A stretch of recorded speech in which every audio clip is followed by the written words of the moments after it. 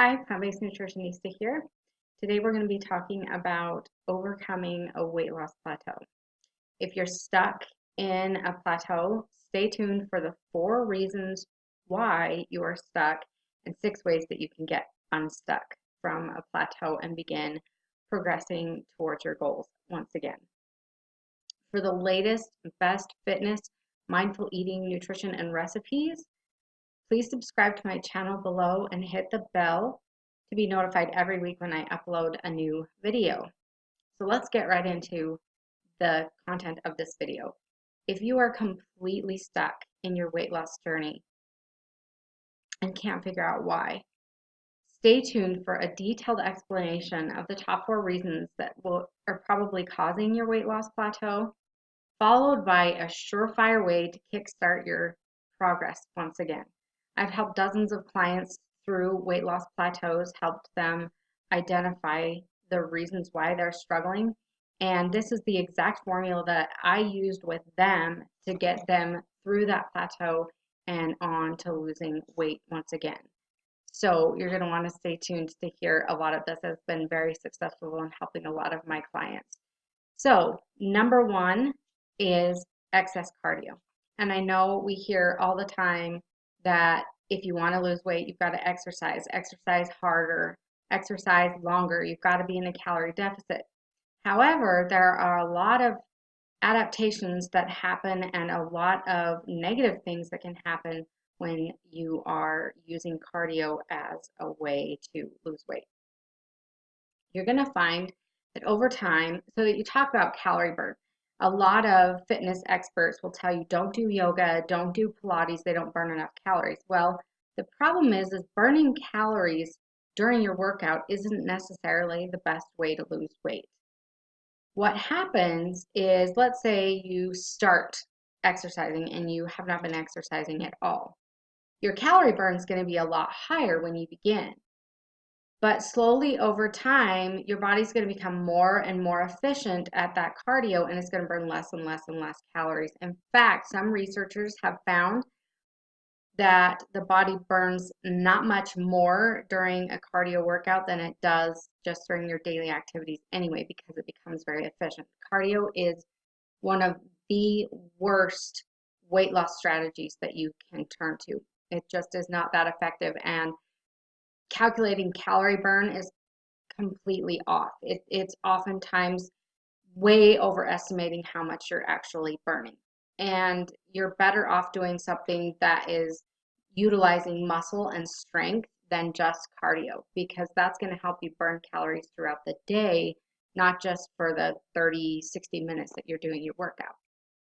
So a recent study conducted by Wake Forest University researchers found that adults who combined a healthy diet with walking lost 16 pounds in 8 months. Those who combined a healthy diet with weight-bearing exercise lost 17 pounds, so 1 more, not a lot, in 18 months. So that sounds like they're fairly equal, and they were. But the walkers lost twice the amount of muscle as those who were using weight-bearing exercise. So the point here is, when you're doing excessive amounts of cardio, you can be losing a lot more muscle mass than someone who's doing weight-bearing exercise. That loss of muscle is going to decrease your metabolism throughout the day, 24 hours a day, 7 days a week. And so, again, you are causing metabolic adaptations that are going to make it more and more difficult for you to lose weight the more that you continue to do this excessive amounts of cardio. So it's really important to do more weight-bearing exercise and limit cardio as much as possible. In fact, I usually say walking is great, doing things that you enjoy, but just going out and running on treadmills just for the sake of burning calories is just not that effective. Muscle burns more calories, so the more muscle that you're losing, the less calories you're burning. A study published in the Journal of Strength and Conditioning found that in the 24 hours following strength training session, women burned 100 more calories than those who didn't lift weights. So again, lifting weights. And we're going to talk a little bit more about lifting weights, because it can be beneficial for you, but at the same time, Some people have an excessive stress response and need to take a little bit different of an approach. We'll talk about that in another video. The number 2 mistake that people make when trying to lose weight is low calorie intake. Chronic dieting causes metabolic adaptations that reduce energy expenditure. So your body will adapt to lower calorie intake, and therefore you have to either eat less calories, continuing to decrease your calorie intake, or use weight-bearing exercise to try to help offset that. What I mean by adapting is the more body weight you have, the more calories you burn. So as you start to lose weight, just naturally, even fat burns 1 to 2 calories per day per pound. So if you have, 30 pounds of fat on you, that's an extra 60 calories that your body is burning. But of course, you don't want the extra fat. So as you lose fat, you do have to start decreasing the amount of calories that you eat because you have lower mass, less mass than you did before. And there are also adaptations that the body makes as well, just to try to maintain homeostasis. And you kind of have to work around that as you're losing weight. If you have a lot of weight to lose, you're going to notice you are going to have to adjust the amount of food that you eat back down to the amount that will maintain the weight that you want to be at. But when calorie intake drops too low, you might end up in the same situation as those who eat low carbohydrate diets unintentionally. So basically what happens is cravings increase, emotional eating issues increase, hunger drive can increase, which can kind of sabotage your efforts. And so you have to be really careful. A 10 to 15% deficit is all you need. And then just continuing to be really careful about that as you try to lose weight and not dropping calorie intake too far. You will lose weight by doing that. But at the same time, more often what happens when you drop calorie intake too low is that binging happens on the weekends, which kind of offsets that. So I'm not saying, this idea of starvation mode doesn't really exist. If you're in a calorie deficit, you're going to lose weight. But what ends up happening is oftentimes you're not calculating as many calories as you're actually eating because you're snacking in between, or I'll just have a little bit of apple, or I'll just have a little bite of this, and not realizing how many extra calories you're eating, or you end up overeating on the weekends, which offsets that calorie deficit. So you have to be very careful of that. Keep your calorie deficit only to where it needs to be so that you don't run into cravings, emotional eating, and binge eating on the weekends. So I want you to comment below if you are a cardio bunny or find yourself doing endless workouts or restrictive diets and they just haven't been working for you, and what your biggest weight loss or fitness frustration has been. So comment below and let me know.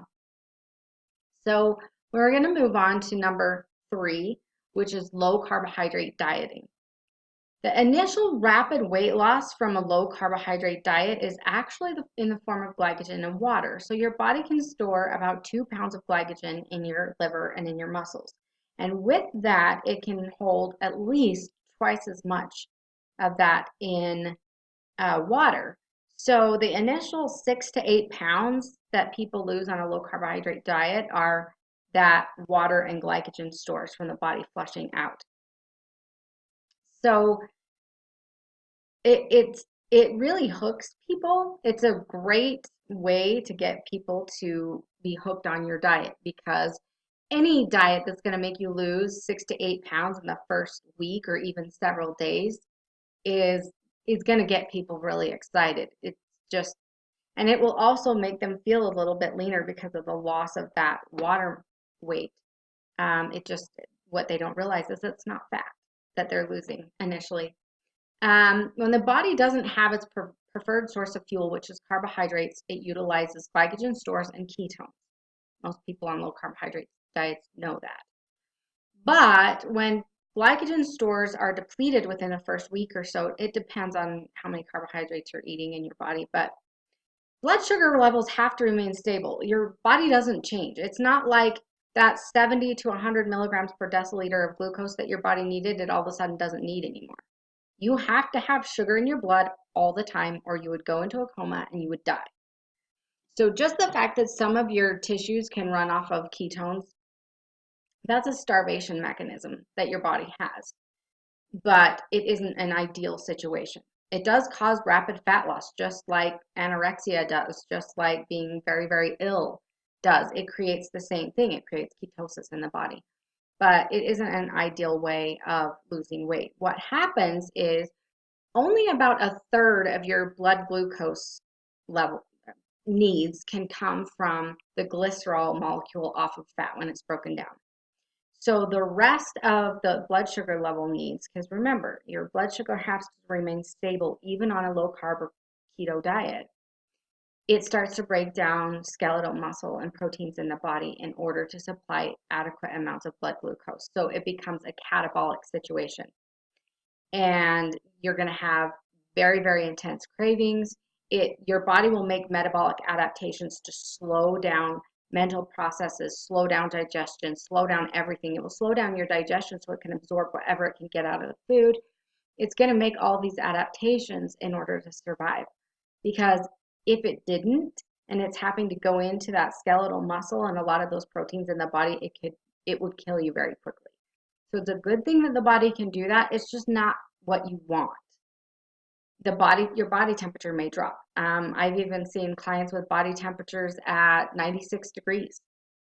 So those things will happen so that the body's not burning as many calories.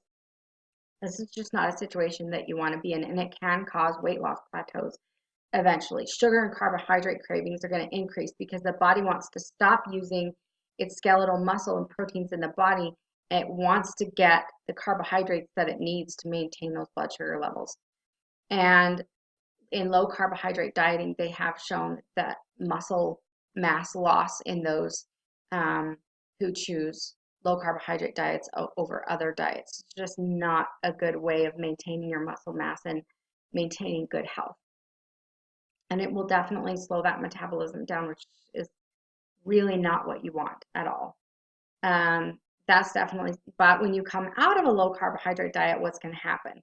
You're going to gain that 6 to 8 pounds back of glycogen and water really rapidly. And a lot of people are like, as soon as I eat carbs, I just gain weight the next day. No, you don't gain fat overnight. It doesn't work like that. It's glycogen and water, and you're going to have to refill those stores and just kind of hang on through that weight gain in order to then